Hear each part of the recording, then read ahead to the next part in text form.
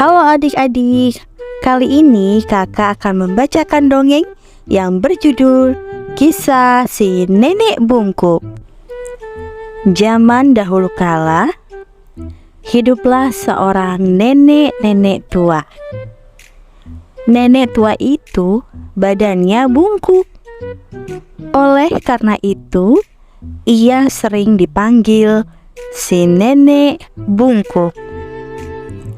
Nenek Bungkuk sebenarnya nenek yang baik, tapi karena fisiknya banyak orang mengira ia jahat, terutama anak-anak kecil.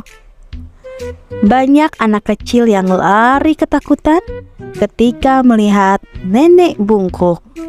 Nenek Bungkuk sangat sedih mengetahui hal itu. Ia ingin tidak ada yang takut kepadanya lagi.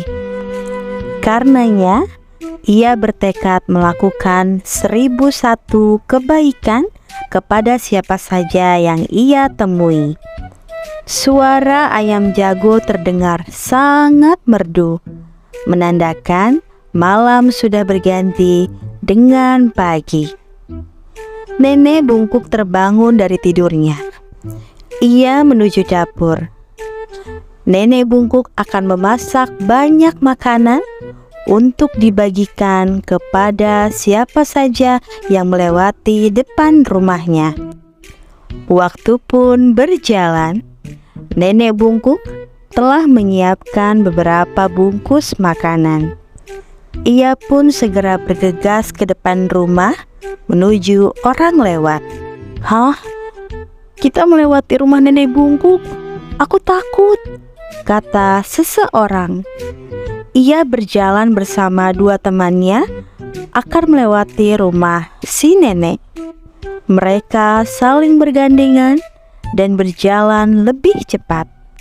"Hei, tunggu," kata nenek sambil melambaikan tangannya. "Aku bukan orang jahat. Aku hanya seorang nenek tua. Ini ada makanan untuk kalian," kata nenek sambil membagikan makanannya. "Ah, terima kasih, Nek," ucap salah satu dari mereka.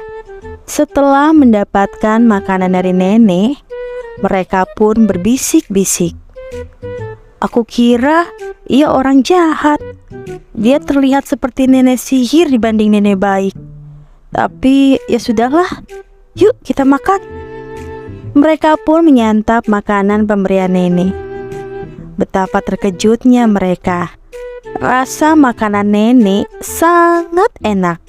Mereka pun memberitahukan kepada orang-orang bahwa Nenek Bungkuk adalah nenek baik dan sedang membagikan makanan.